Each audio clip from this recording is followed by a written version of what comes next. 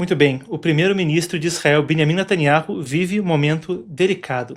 Depois de pressão do presidente americano Donald Trump, ele evitou um ataque contra Beirute, a capital do Líbano, onde alvejava o grupo terrorista Hezbollah, não o governo libanês, os terroristas do Hezbollah.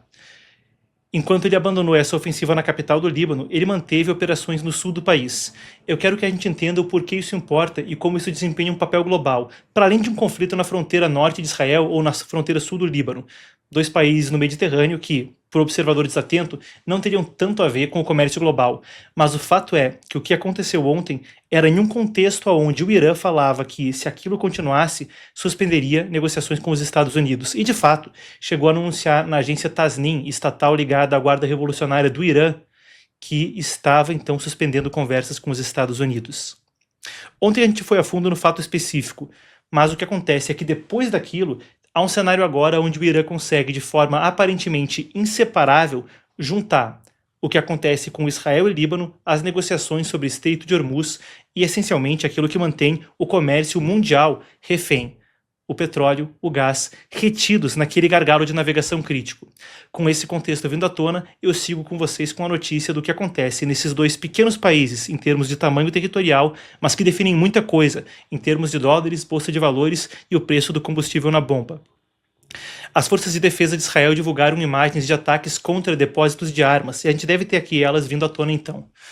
Depósitos de armas no sul do Líbano, centros de comando e outras estruturas utilizadas pelo grupo terrorista Hezbollah, que, reiterando no contexto do conflito, tem atacado o norte de Israel com drones, mísseis, bombas, desde o dia 28 em solidariedade com o Irã, se juntou ao Irã nesse conflito. O sul do Líbano é o principal reduto desse grupo terrorista apoiado pelo Irã, faz divisa com Israel. Então, durante todo o dia hoje, até o início da tarde, e coisas vindo mesmo enquanto conversamos, Israel e Hezbollah publicavam imagens de ataques e contra-ataques realizados pela fronteira. A tensão em Beirute desescalou. No sul do Líbano, o combate continua. O que Trump queria era um cessar-fogo total, que isso não ocorresse, e que as conversas pudessem prosseguir de forma mais harmoniosa, se é que dá para colocar nesses termos, com o Irã. Um contencioso nesse acordo. Ao mesmo tempo, os Estados Unidos se envolvem para tentar resolver isso. Hoje começou em Washington a quarta rodada de negociações diretas entre Israel e o Líbano, medida adotada pelos Estados Unidos. Ou melhor dizendo, mediada pelos Estados Unidos. Devem durar 2 dias essas conversas, hoje e amanhã então. Os embaixadores dos dois países nos Estados Unidos são quem integra a mesa, junto com representantes do Departamento de Estado e da Casa Branca. No começo da tarde teve até comentário sobre isso. No segmento anterior, quando a gente discutia as medidas sobre o Brasil, comentamos uma audiência no Senado americano por parte de Marco Rubio, secretário de Estado. Ele depôs a um comitê a respeito de orçamento e respondeu à pergunta de vários senadores. O assunto do Hezbollah veio à tona e ele trouxe o seguinte.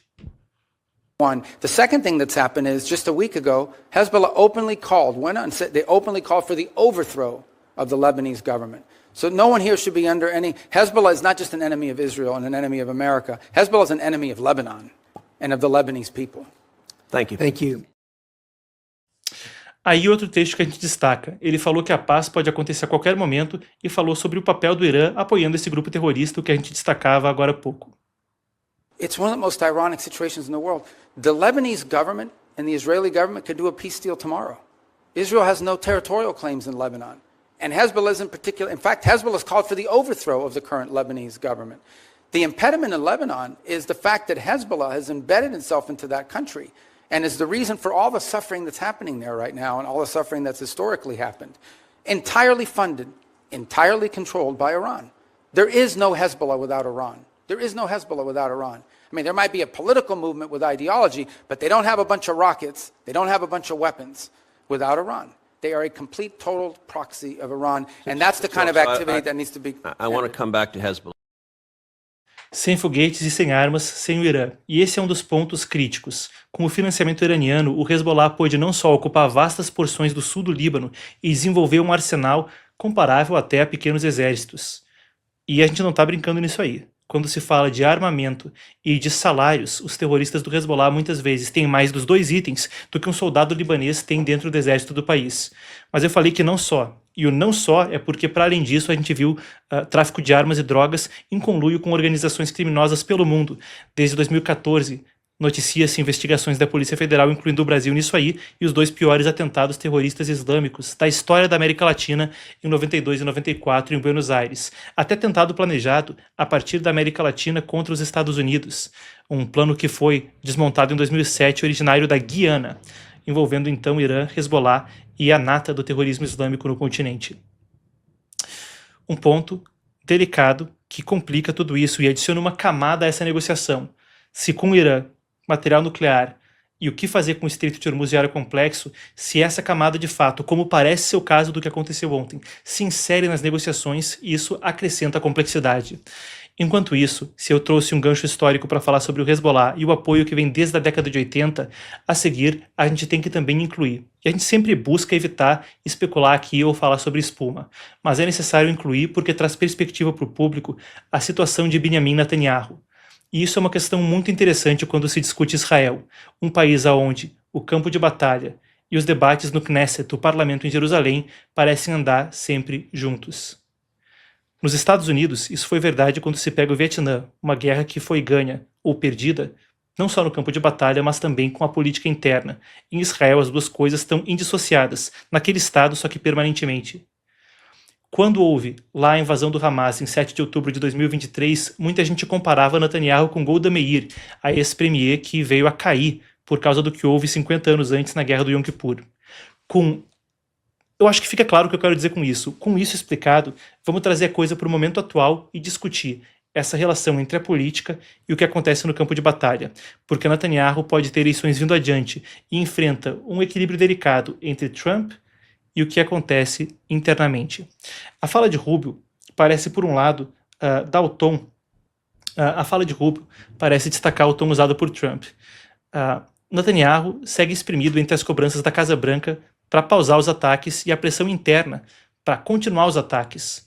Então, enquanto Trump tenta preservar as negociações com o Irã e evitar uma escalada regional, tentando, como eu disse, garantir a paz ali para ter tranquilidade também na outra frente que precisa negociar, por outro lado, o que se vê é que Netanyahu é pressionado tanto por alguns dos ministros do próprio governo, quanto pela oposição para tomar ações decisivas contra o Líbano, para tomar ações decisivas contra o Hezbollah, para impedir que possa haver ataques novamente contra o norte de Israel vindo do Líbano. Eu quero passar por relatos da imprensa americana indicando que Trump consideraria que Netanyahu não tinha feito o suficiente para conter a escalada do conflito no Líbano. Em Israel, muitos veem as ofensivas como uma oportunidade de enfraquecer ainda mais o Hezbollah, por outro lado. Em 2023, o grupo teve parte da sua estrutura militar e da sua liderança atingida quando apoiaram o Hamas no conflito contra Israel. Apoiam o Irã nesse conflito, apoiaram o Hamas no anterior. Opositores e até aliados nacionalistas acusam Netanyahu de ter cedido à pressão americana e comprometido a autonomia do país em questões de segurança. A alegação que o governo opera sobre uma espécie de tutela de Washington se tornou comum. Itamar Ben-Gvir, por exemplo, o ministro da Segurança Nacional, chegou a falar que o próprio Netanyahu tinha dito que era necessário dizer sim aos Estados Unidos quando fizesse sentido e não quando fosse necessário, e pedia que Israel prosseguisse com os ataques que havia cancelado a Beirute. Agora, vem um ponto que foi talvez uma das histórias do dia quando se fala de fofoca política nos Estados Unidos e em Israel. Aqui do meu lado vocês vão ver agora uma matéria do portal Axios e do jornalista Barak Ravid, que tem sido um dos destacados, um dos mais bem informados ao longo da cobertura do conflito do Oriente Médio. Ele que também é um autor que já tratou do tema anteriormente. Isso aí trouxe ainda mais lenha na fogueira, porque se especulava um desgaste para Netanyahu, tendo que conciliar os pronunciamentos da oposição e de aliados versus o que pediu o presidente americano, veio a matéria da Axios falando que o telefonema foi aquecido, até palavrão e gritaria sendo soltados entre Netanyahu e Trump em um telefonema ontem. Aqui a gente busca ter muito cuidado quando se fala de tratar alguma coisa que não tem confirmação oficial ou fonte primária. Mas por que esse acaba caindo na pauta? É porque teve resposta a respeito dessa matéria vindo publicamente do gabinete de Netanyahu.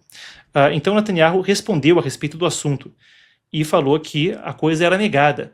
Disse que o presidente americano não usou esse tom e acusou a Axios de publicar uma reportagem imprecisa. A gente tem aqui uma postagem no X de Netanyahu, onde ele disse que falou a Trump que Israel atacará os alvos do Hezbollah em Beirute se o grupo continuar lançando ataques contra cidades israelenses, mas que a coisa foi postergada, adiada pelo momento.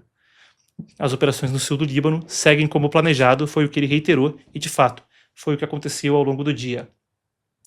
A posição de Israel oficialmente é que o Hezbollah continua violando um cessar-fogo que se tentou desde abril, mas parece não ter durado coisa nem de um dia. Aqui a gente tem um mapa divulgado pelo Ministério das Relações Exteriores, mostrando os lançamentos, então, do grupo. Eu acompanho com vocês o mapa. Temos o mapa do Ministério das Relações Exteriores? Não, muito bem. Então, não temos o mapa, mas foi divulgado um mapa mostrando os ataques que vinham do Hezbollah contra o norte de Israel. Mísseis e drones contra comunidades israelenses a partir do território libanês. Isso se torna mais relevante com eleições em jogo. Antes eu tratei desse tema falando sobre as eleições que Trump vai enfrentar agora em novembro. Eles vão ter as eleições de meio mandato, onde o Congresso vai ser trocado, e claro que isso traz pressão para Trump tentar resolver a situação o mais rápido possível, baixar o preço do combustível e sair com uma vitória política dessa guerra. Para Benjamin Netanyahu se fala a respeito de um cenário onde ele próprio poderia ter eleições ainda nesse ano. Lá, o sistema parlamentarista é diferente do presidencialismo americano, mas o ponto é, ele enfrenta pressão crescente pela própria sobrevivência no poder. Tem uma crise aí que vem à tona do serviço militar obrigatório para os ultra-ortodoxos e que já é de longa data, e para ele conseguir segurar um governo de coalizão e todas as frentes disso no parlamento, agora existe um desgaste a mais. A ver como a coisa se desdobra, e isso é coisa de longa data. Se eu comecei com um gancho histórico, eu quero encerrar também com um gancho histórico falando sobre o assunto. Quando se discute isso, eu lembro de um encontro que teve entre Golda Meir e Henry Kissinger. Ele que era secretário de Estado nos Estados Unidos, ela primeira-ministra de Israel, em 73, quando havia a Guerra do Yom Kippur. Naquela ocasião, o Henry Kissinger falou para Golda Meir que ela tinha que lembrar que ele primeiro era americano, depois era secretário de Estado e só em terceiro lugar judeu, ao que ela respondeu: em Israel se lê de trás para frente. Agora, para Netanyahu, uma situação de pressão muito complicada de conciliar. Vai ter que lidar com esse tipo de retórica com aliados e opositores, enquanto, com Trump e uma Casa Branca intempestiva no conflito no Oriente Médio, precisa entender o que fazer com o Líbano, Hezbollah e ameaças de segurança que ele jurou combater. Aí, então, a gente cobre a questão israelense.